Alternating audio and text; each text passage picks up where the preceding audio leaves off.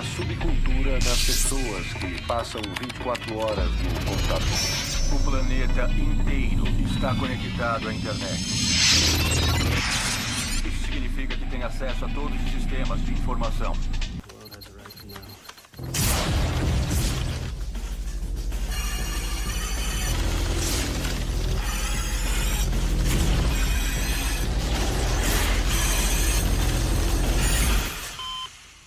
Quão familiar te parece este ícone? O Internet Explorer dominou 95% do mercado de navegadores web, sendo a porta de entrada para a internet de milhões de pessoas ao redor do mundo. Hoje, quase 30 anos depois, esse navegador, que um dia foi o padrão para navegar na web, desapareceu completamente. O Internet Explorer nasceu porque o Bill Gates gosta de grana e não podia aceitar que o Netscape estivesse fazendo sucesso no seu novo sistema operacional, e ele não ia ficar de fora. Por isso, decidiu criar seu próprio navegador web. As estratégias tão obscuras que ele usou para tirar a concorrência do seu caminho. Isso levou a que a empresa do Bill Gates fosse processada e tivesse que enfrentar um julgamento por tentar monopolizar a indústria. Realmente, os americanos não estavam nada felizes com isso.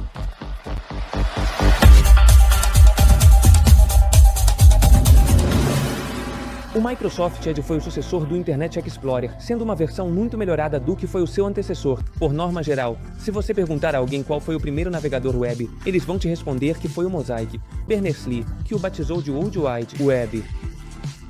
Literalmente, sem complicar mais. O Mosaic foi o navegador web que estabeleceu as bases do que hoje conhecemos como navegar na internet.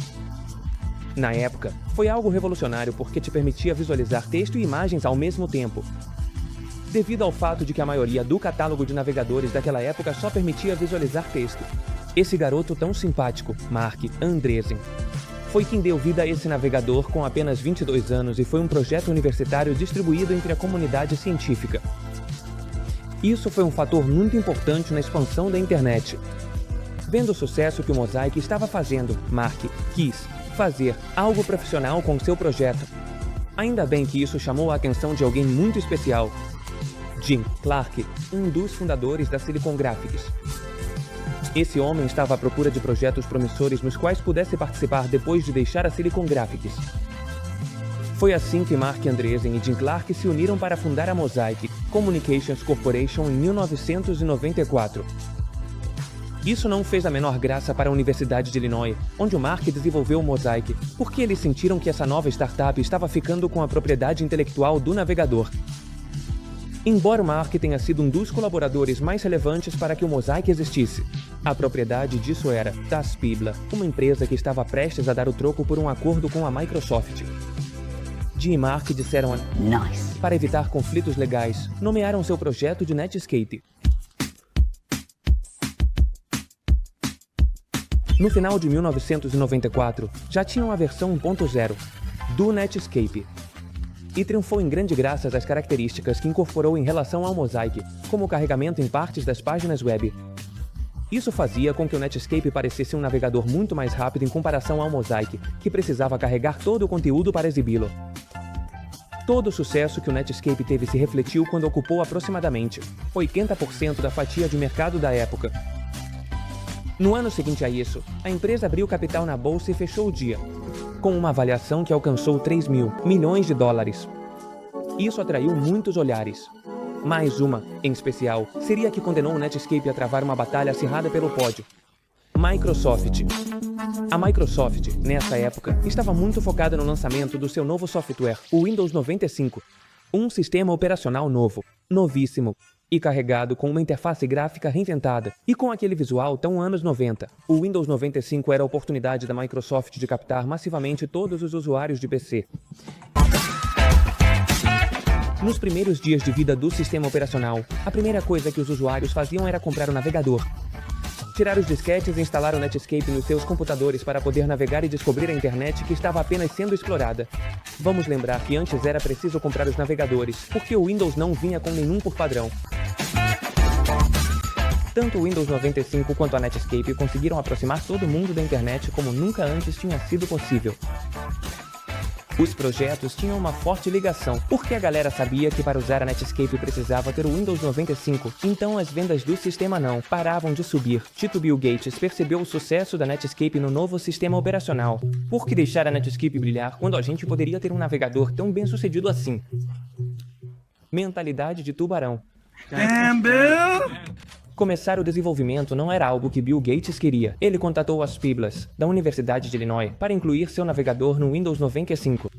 Por isso, ele entrou em contato com as Piblas, uma empresa criada pela Universidade de Illinois, com o objetivo de comercializar e apoiar as tecnologias da NFSA. Lembramos que as Piblas tinham em sua posse a Mosaic. A intenção do Bill era comprar uma licença que permitisse acessar o código do Mosaic e partir daí. Pode surpreender que o Internet Explorer fosse pago. Na verdade, a Netscape também era. Anteriormente, os computadores não vinham com navegadores instalados de fábrica, então você precisava dos discos de instalação para ter um. Apesar de o acesso parcial ao código do Mosaic não ser o ideal para trabalhar no desenvolvimento do novo navegador, era suficiente para conseguir fazer isso no tempo que foi estimado. Então, no dia 24 de agosto de 1995, a primeira versão do Internet Explorer estava pronta para dar guerra. O Mark Andreessen não estava nada feliz com isso. Tem um detalhe muito engraçado, é que o Netscape também foi desenvolvido, baseado no Mosaic. Lembrando que o Mark foi um dos desenvolvedores do Mosaic. O Mark tentou processar a Microsoft por copiar o código do Mosaic, mas ele não sabia que a Microsoft tinha comprado a licença para poder fazer isso. Então, eles não puderam fazer nada. Mas sabemos que o tio Bill gosta de uma boa agitação. Passou pela cabeça dele uma ideia que impulsionaria seu novo e brilhante Internet Explorer ao estrelato, arrasando com a Netscape e apagando a concorrência do mapa. E aí, se incluirmos o Internet Explorer como padrão no Windows 95, assim, não teremos que pagar royalties para as Piblas, porque se a gente não vender o Internet Explorer, então não precisa pagar nada. Dito e feito, nas versões posteriores do Windows 95, o Internet Explorer vinha, por padrão. Mas isso não caiu nada bem nem pro Mark Andreessen, nem para as Piblas, nem para os Estados Unidos. Então, o tio Bill teve que sentar no tribunal para defender a Microsoft de uma ação por monopólio. Netscape CEO Jim Barksdale accused Microsoft of anti-competitive practices, including giving away its browsers. Barksdale dramatized what he called Microsoft's monopoly. E aí, como está a situação com a Microsoft? Você iria a uma loja gastar $50 a mais para instalar um navegador quando já vinha um com o seu computador? Eu intuo que a resposta é não. Assim como muitos usuários da época. Em apenas um ano, a participação de mercado do Internet Explorer e do Netscape passou de 3% para a Microsoft, em comparação com 80% do Netscape, para 38% para a Microsoft contra 58% do Netscape. Uma mudança tremenda no uso dos navegadores. Além disso, temos que somar que a Microsoft decidiu que o Internet Explorer fosse uma parte do sistema como se fosse um órgão vital. Ou seja, você não conseguia desinstalá-lo nem se quisesse. E se você conseguisse fazer isso, você estava brincando. Mas o tio Bill não ficou parado e obrigou as empresas que distribuíam computadores a instalar o Windows 95 com o Internet Explorer já incluído. Se as empresas se negassem a isso, não poderiam vender computadores com Windows, algo que era extremamente inconveniente, considerando que o Windows 95 era o sistema mais popular do planeta. E não para por aqui. A Apple ficou muito irritada nesses anos. Lançaram produtos horrendos que ninguém comprava. Chegaram até a mandar o Steve Jobs embora da Apple. Bem surrealista tudo isso. Num giro que ninguém viu chegando, a Microsoft apareceu, como se fosse o Superman para salvar a Apple de desaparecer para sempre. Mas a empresa de Bill Gates não deu $150 milhões à Apple para um súbito ataque de solidariedade. Em vez disso, a Apple recorreu desesperadamente à Microsoft e isto abriu o caminho para isso. And I'd like to announce one of our first partnerships today, a very, very meaningful one, and that is one with Microsoft. As caras dos presentes na Keynote quando ouviram isso da boca do próprio Steve Jobs, que tinha acabado de voltar para a empresa, foi uma... Apple has decided to make Internet Explorer its default browser on the Macintosh.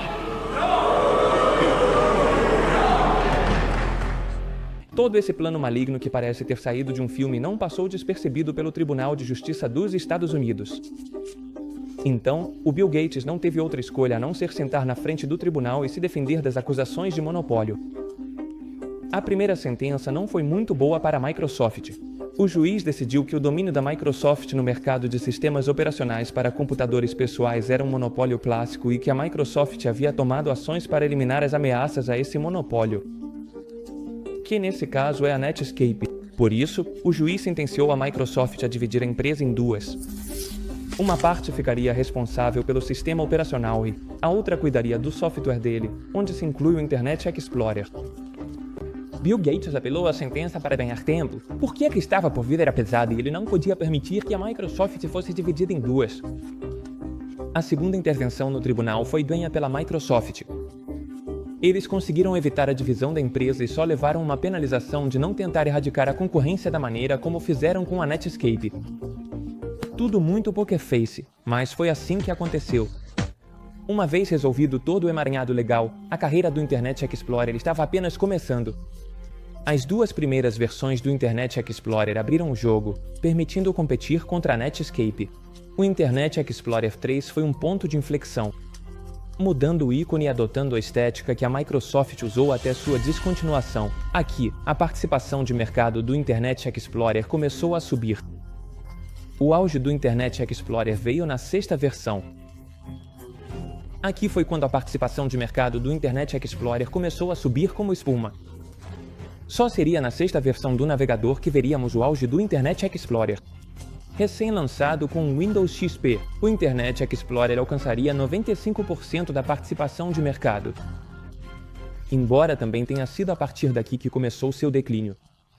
A concorrência não demorou a chegar e surgiram navegadores como Opera, Safari, Mozilla Firefox e Chrome. Eram navegadores que ofereciam uma alternativa mais segura, rápida e fácil de usar. A Microsoft não foi muito bem com a atualização do seu navegador. Parecia que eram atualizações forçadas, sem a intenção de melhorar praticamente nada. Até 2006 não era possível ter uma navegação organizada por abas, enquanto os outros já tinham isso. Foi a partir desse ponto que o Internet Explorer sempre se sentia um degrau abaixo dos outros navegadores. E quando 2008 chegou, o Google Chrome fez olhinhos para todos os usuários. A Microsoft tentou dar muitas chances ao Internet Explorer até que chegou a última versão de todas, Internet Explorer 11. Nada parecia importar para a galera que tivesse a ver com esse navegador. A concorrência e sua má fama fizeram com que os usuários vissem o Internet Explorer como um navegador ultrapassado e lento. Como curiosidade, até pouco tempo atrás se usava o Internet Explorer para muitos trâmites da administração pública. Desde 14 de fevereiro de 2023, quando pararam de dar suporte, a administração teve que se adaptar a toda essa grande mudança. A Microsoft adicionou um modo Internet Explorer que permite emular o comportamento do navegador dentro do Microsoft Edge, para evitar que esse tipo de trâmites colapsem, mas a transição é inevitável, então a administração vai ter que se adaptar a alternativas mais seguras e eficientes como o Microsoft Edge. A Microsoft trabalhou duro para lançar uma nova proposta que pudesse enfrentar o atual mercado de navegadores e, em 2015, lançou o Microsoft Edge para o Windows 10, embora com um logo que mantinha a estética do Internet Explorer. Com isso, a Microsoft percebeu que a galera não conseguia olhar mais para aquele logo sem pensar na porcaria de navegador que era. Por isso tiveram que redesenhar o logo completamente, dando vida em 2019 ao ícone atual do Microsoft Edge que conhecemos hoje. A nova proposta da Microsoft é muito mais eficiente, segura e atraente do que foi seu predecessor. Dá pra ver bem como estão mimando esse navegador com atualizações constantes e a integração com a inteligência artificial, que faz dele algo competente no mercado de navegadores.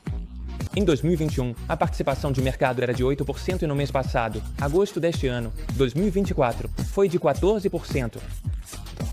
Embora para enfrentar o atual gigante ainda tenha um caminho a percorrer. Desde o plano maligno do tio Bill Gates, passando por processos, resgates à Apple, guerra de navegadores, domínio absoluto do mercado, até sua completa desaparecimento. O Microsoft Edge pode não ser o navegador mais usado até agora, mas pelo menos parece que está recebendo mais carinho da parte da Microsoft, incorporando funções com inteligência artificial e trabalhando na parte de otimização e segurança. Question's always how.